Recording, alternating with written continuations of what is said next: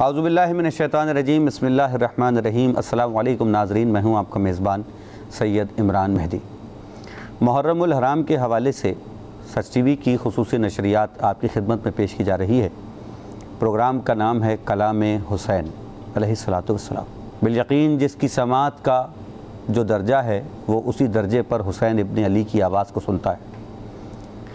اپنی حد سماعت کو بڑھانے کے لیے بہترین ذریعہ یہ ہے کہ کلام حسین سے ہی استفادہ کیا جائے۔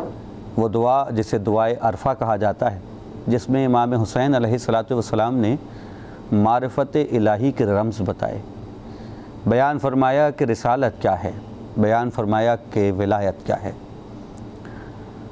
خدا کی ثنائی، اس کی تخلیق، اس کا کمال، اور پھر انسان کی زندگی گزارنے کے طریقوں کو جس خوبصورتی سے امام حسین علیہ الصلوۃ والسلام نے بیان فرمایا، یہ بالیقین ان کے ہی گھر کا خاصہ ہے۔ دعائے عرفہ پر گفتگو کا ایک سلسلہ آپ ملاحظہ فرما چکے ہیں۔ آج اسی عنوان پر ہم دوسری نشست لے کر آپ کی خدمت میں حاضر ہوئے۔ ہمارے درمیان وہی پینل موجود ہے علماء کرام کا جو پچھلی نشست میں موجود تھے۔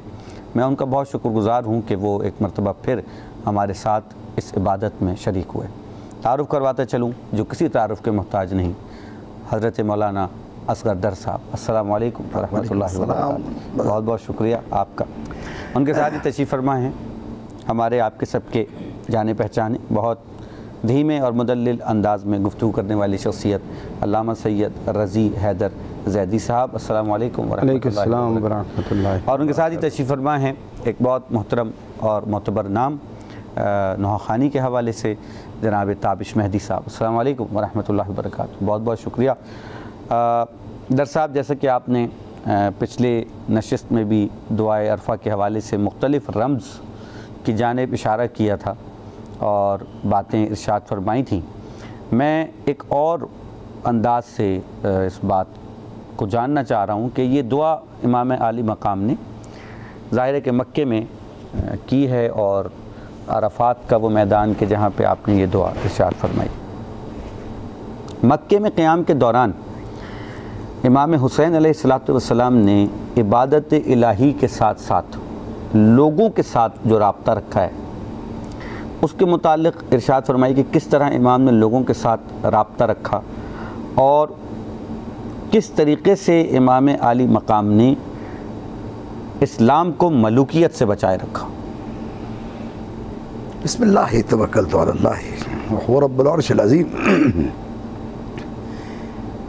امام علی مقام 27 رجب سن 60 ہجری مدینہ طیبہ سے مکہ مکرمہ کی طرف تشریف لاتے ہیں، اور یہ راستہ وہ راستہ ہے جو بدر کا راستہ ہے۔ واہ۔ آج کل جو راستہ اختیار کیا جاتا ہے وہ طریق الہجرہ ہے۔ اچھا۔ اس کی بنسبت یہ راستہ طویل بھی ہے، کٹھن بھی ہے، گھاٹیوں کا بھی ہے، پہاڑی راستہ بھی ہے۔ پھر حضرت امام علی مقام نے جس زمانے میں یہ سفر فرمایا، جی 3 ہجری آپ کی شعبان 3 ہجری پیدا ہوئے، 11 ہجری میں رسالت مآب علیہ الصلوۃ والسلام اس دنیا سے تشریف لے گئے۔ اس کے بعد یقیناً 15 سال کی عمر میں امام علی مقام نے یہ تمام اسفار کیے، اور آج بھی اگر طریق البدر کی طرف جائیں تو وہاں حسنیہ اور حسینیہ 2 وادیاں آتی ہیں۔ اچھا۔ ایک مستورہ کی چوکی کے ساتھ حسنیہ آتا ہے، پھر بدر سے قریب جو ہے حسینیہ آتا ہے، پھر یہی راستہ جو ہے عراق کی طرف چلا جاتا ہے اور غدیر ہوتے ہوئے پھر جو ہے لیکن یہ بڑا مشکل راستہ ہے. میں اس راستے پہ سفر کیا ہے اور اس پر انوار و تجلیات امام علی مقام کو دیکھا ہے. اللہ مدینے سے 80 کلومیٹر پر بنی غفار ہے جی، جہاں حضرت ابو ذر غفاری رضی اللہ تعالیٰ عنہ پھر مکہ مکرمہ تشریف لائے. حالات ناسازگار تھے. بالکل. امام علی مقام جو سفر کر رہے تھے، یہ سفر کربلا کا سفر تھا. اس کی تفصیلات میں جانے سے احتراز کرتے ہوئے مکہ مکرمہ میں آپ جن حالات میں تشریف لائے، عبداللہ ابن زبیر یہاں موجود تھے. صحیح. عبداللہ ابن زبیر اپنی پوری وجاہت اور طاقت کے ساتھ مکے میں یزیدیت کے خلاف نبرد آزما تھے، مگر امام علی مقام کے آنے کے بعد حالات بدل گئے. عبداللہ ابن زبیر کو بھی حضرت امام علی مقام کی وجاہت، نواسہ رسول ہونا، پھر کلام امام علی مقام کا، بے شک بے شک بے شک. اس کے لیے اگر میں یہ کہوں کہ کلام الامام امام الکلام، بالکل. رجال الجبال جبال الرجال، بالکل. امام کا کلام بھی امامت کی منصب پر ہے، اور پہاڑ جیسا انسان بھی پہاڑ سے بڑھ کر ہے. واہ. یہ حالت امام علی مقام کی تھی. اب لوگ جتنے تھے وہ یہاں راغب ہوئے، اور پل پل کو یزید کو یہ خبر مل رہی تھی. اسے اپنے اقتدار کے سنگھاسن میں ڈاوا ڈول ہوتا نظر آ رہا تھا، اور یزیدیت کا یکو تنہا مقابلہ کرنا اس زمانے میں کتنا مشکل تھا یہ بھی میں کہہ دوں کہ امام علی مقام کی 57 سالہ زندگی میں یہ بھی مشکل موقع تھا. اللہ اکبر. یہ دعائے عرفات امام علی مقام کی 57 سالہ زندگی کا نچوڑ ہے. اللہ اکبر. یہ 57 سالہ زندگی کا خلاصہ ہے. یہ 57، اس میں وہ جملہ جی جس میں آپ نے یہ ارشاد فرمایا کہ اے پیدا کرنے والے، جس میں تو تاخیر کرنا چاہے اس میں میں جلدی نہ کروں. واہ واہ. اور اے پروردگار، جس میں تو جلدی کرنا چاہے اس میں میں تاخیر نہ کروں. واہ. یہ امام علی مقام کا وہ جملہ ہے اس دعا میں کہ امام علی مقام نے یزیدیت کو چاروں طرف سے جکڑ کر بتا دیا کہ حسین کیا ہے. بے شک. لوگ کہتے ہیں حسین کا یزید کا مقابلہ، لیکن غلط ہے. یہ حسینیت اور یزیدیت کا مقابلہ ہے. بالکل ہے. حسینیت نام ہے رسالت کا، بے شک. حسینیت نام ہے قرآن کا، بے شک. حسینیت نام ہے حق کا، حسینیت نام ہے معرفت کا، یزیدیت نام ہے ملونیت کا. اللہ اکبر. یزیدیت نام ہے بے شک. باطل طاقت بے کا. شک. اس بے باطل شک. کے مقابلے پہ امام علی مقام نے لوگوں کو جب جمع کیا تو وہ جملے جو امام علی مقام نے ارشاد فرمائے، اے یوسف کے لیے بیابان میں کاروان کو روکنے والے، اور انہیں کنویں میں سے نکالنے والے، اور غلامی کے بعد بادشاہت کے ادا کرنے والے. کیا کہیں کیا کہیں. غلامی کے بعد بادشاہت کے ادا کرنے والے. واہ واہ. یہ حسین کا وہ جملہ ہے. پھر جاتا اے یوسف اور یعقوب سے اس وقت کے ملانے والے جبکہ ان کی آنکھیں روتے روتے سفید ہو چکی تھی. قرآن نے کہا وَبْيَضَّتْ عَيْنَاهُ مِنَ الْحُسْنِ. واہ واہ. یہ جو سورہ یوسف میں جملہ ہے. پھر اے ایوب کو نقصان اور مصیبت سے نکالنے والے. واہ. اے اپنے بیٹے کو ذبح کرنے سے پہلے اے ابراہیم کے ہاتھوں کے روکنے والے. آہا آہا. اور کیا مقام ہے حضرت ابراہیم و اسماعیل کی قربانی کا. وہ 10 ذی الحجہ ہے، یہ 10 محرم. بے شک. وہاں بھی 10 ہے، یہاں بھی 10 ہے. پھر ارشاد ہوا کہ اے وہ جس نے یونس کو مچھلی کے پیٹ سے نکالا. یہ وہ مقامات ہے جس کو امام علی مقام نے مکہ مکرمہ میں لوگوں کے سامنے نبوت و رسالت کا، یعقوب کا تذکرہ کر کے ابراہیم یتم نعمتہ علیک وعلی آل یعقوب کما تمہا علی ابویک من قبل ابراہیم و اسحاق انا ربک علیم حکیم کہہ کر کہ اے وہ نعمتوں کے تمام کرنے والے، اے وہ نعمتوں کے عطا کرنے والا، وَيُتِمُّ نِعْمَتَهُ عَلَيْكَ وَعَلَىٰ آلِ یعقوب، اور یعقوب پر اور یعقوب کی ذریت پر، ابراہیم اور یعقوب کو یاد کر کے، انبیاء کو یاد کر کے حسین نے اپنی معرفت کو مکے والوں پر ظاہر کیا۔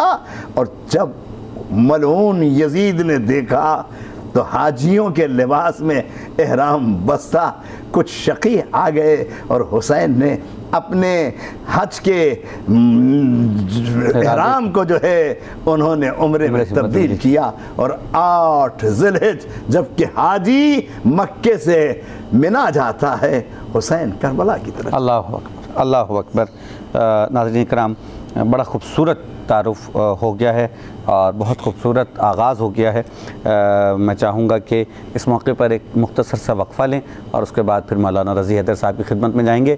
ایک مختصر سا وقفہ، کہیں نہیں جائیے گا، سچ کے ساتھ رہیں۔ بریک کے بعد ایک مرتبہ پھر خوش آمدید ناظرین کرام، میں ہوں آپ کا میزبان سید عمران مہدی۔ گفتگو ہے دعائے عرفہ کے عنوان سے۔ بریک پہ جانے سے قبل مولانا اصغر در صاحب نے بہت بہترین انداز میں بیان فرمایا کہ دعائے عرفہ میں کیا کچھ امام عالی مقام نے ارشاد فرمایا، اور کچھ جملے انہوں نے پڑھ کے سنائے۔ جناب مولانا رضی حیدر زیدی صاحب کی خدمت میں یہ سوال پیش کرنا چاہوں گا کہ امام حسین علیہ السلام نے اس دعا میں جو رسالت کی اہمیت اور فضیلت کو بیان کیا ہے، اگر آپ اس جانب کچھ ارشاد فرمائیں تو وہ بہتر ہوگا۔ گزشتہ نشست میں آپ نے معرفت الہی کے عنوان پر بات کی تھی، اسی سے تسلسل سے جڑی ہوئی بات ہے رسالت کی اہمیت۔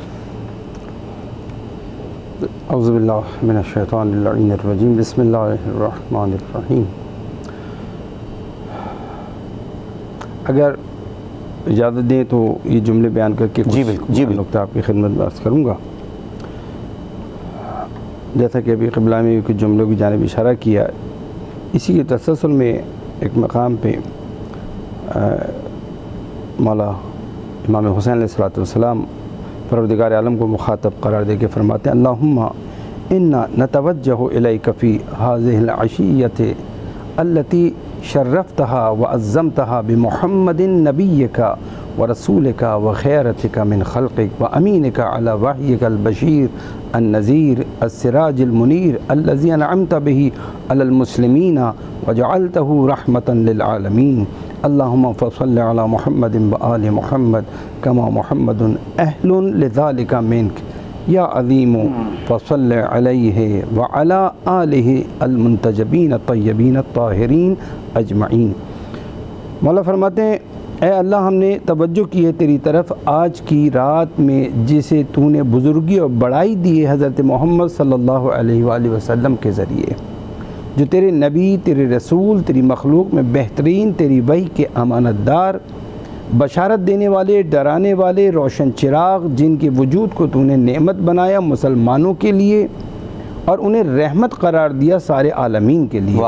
اے معبود، رحمت نازل فرما محمد اور آل محمد پر، جیسا کہ حضرت محمد صلی اللہ علیہ وآلہ وسلم تیری طرف سے اس کے اہل ہیں۔ اے بزرگ تر، پس رحمت نازل فرما ان پر اور ان کی آل پر جو بلند تر، نیک نہاد اور پاک ہیں سب کے سب۔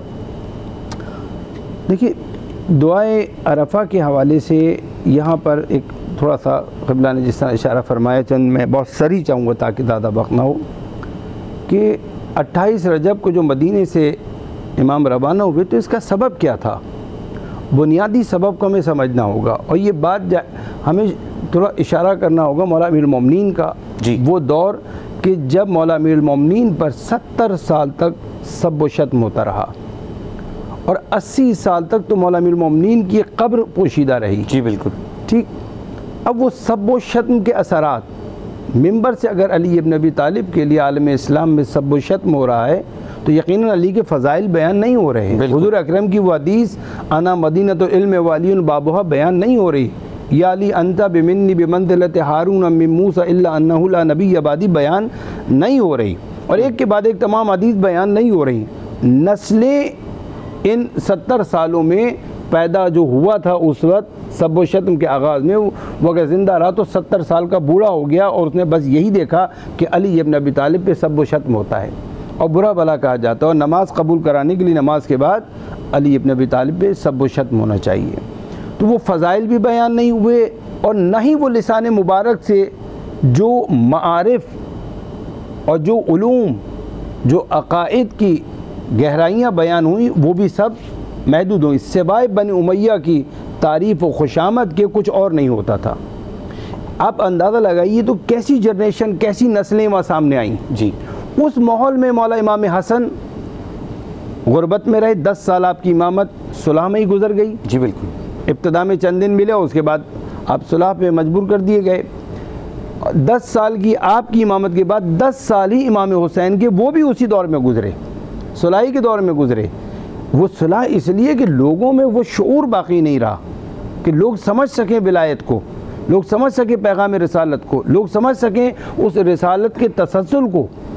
وہ باتیں ہی بیان نہیں ہوئی ان کے سامنے، وہ معارف ہی بیان نہیں ہوئے۔ نتیجہ کیا نکلا کہ ایک وقت ایسا آیا کہ مدینے میں امام حسین موجود ہیں، اور آپ کو والی مدینہ بلا کے آپ جیسے انسان سے، پاکیزہ ترین، معصوم ترین، عالم ترین انسان سے، نبی کے نواسے سے، والی مدینہ ایک زانی، ایک شرابی، ایک ناحق قتل کرنے والے کے لیے بیعت طلب کر رہا ہے۔ جی، یعنی آپ اندازہ لگائیے کہ بات کہاں تک پہنچ گئی۔ جی، مدینے کے لوگ بیعت کر چکے ہیں۔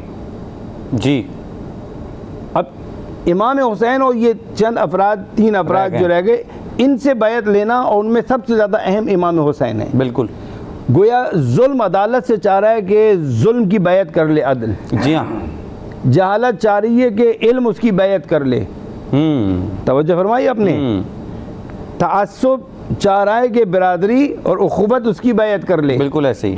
تو اب ایسے میں امام حسین علیہ السلام 28 رجب کو روانہ ہوئے، اور یہ کہہ کے روانہ ہوئے، آپ نے محمد حنفیہ کو جو جواب دیا اس میں آپ نے فرمایا انی لم اخرج اشرا ولا بطرا ولا مفسدا ولا ظالما، میں کسی شر کے لیے، فساد کے لیے، کسی ظلم کے لیے، کسی افراتفری کے لیے نہیں نکلا ہوں، بل خرجت لطلب اصلاح فی امت جدی اريد ان آمر بالمعروف وانہی عن المنکر، میں نے ارادہ کیا کہ امر بالمعروف اور نہی عن المنکر کروں، واسیر بسیرت جدی و ابی علی ابن ابی طالب، اور اپنے جد یعنی رسول خدا صلی اللہ علیہ وآلہ وسلم کی سیرت اور مولا امیر المومنین حضرت علی علیہ السلام کی سیرت پہ چلوں۔ بے شک، یہ آپ نے واضح فرمایا نکلنے کا تھا۔ اب آپ آ گئے مکے، جیسا کہ ابھی قبلہ نے بیان فرمایا۔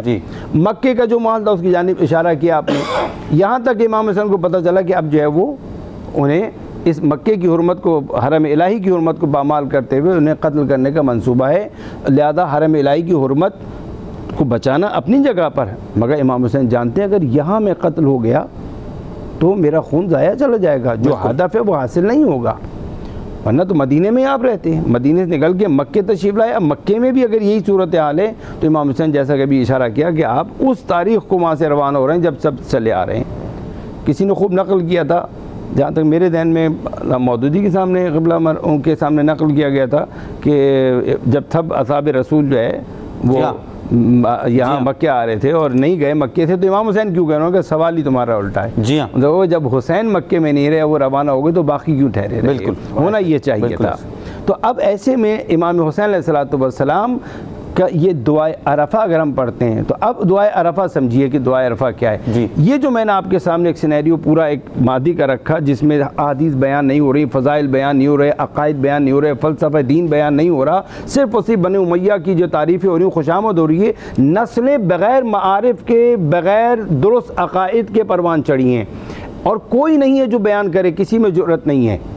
ایسے میں مولا مظلوم کربلا اپنی اس دعا کے اندر آپ ان مطالب کو دیکھیے کہ اللہ کی جس طرح معرفت دی ہے، جس طرح مختلف حوالوں سے مظلوم کربلا نے، جیسے آپ ماہ مبارک رمضان میں دعا ابو حمزہ سمالی پڑھتے ہیں مولانا امام زین العابدین کی، وہ تمام آپ کو ان جملات کے اندر عقائد نظر آئیں گے، فلسفہ نظر آئے گا اس کے اندر، اور اس کے اندر معارف نظر آئیں گے، وہ سب امام حسین نے سمیٹے، اور اس دعا کے ذریعے آپ نے، کہ دعا پہ کوئی پابندی نہیں ہے، آپ نے اس دعا کے ذریعے، آپ یقیناً وقت کے امام تو جانتے تھے کہ موقع اب ملنے والا نہیں، آپ نے اس دعا کے ذریعے اس مقام پر جو عرفات کا دن اور عرفات کا مقام، وہاں پر آپ نے یہ سارے معارف جو ہیں اس دعا میں بیان کر کے موجود اور آنے والی نسل کے لیے وہ علوم محفوظ کر دیے.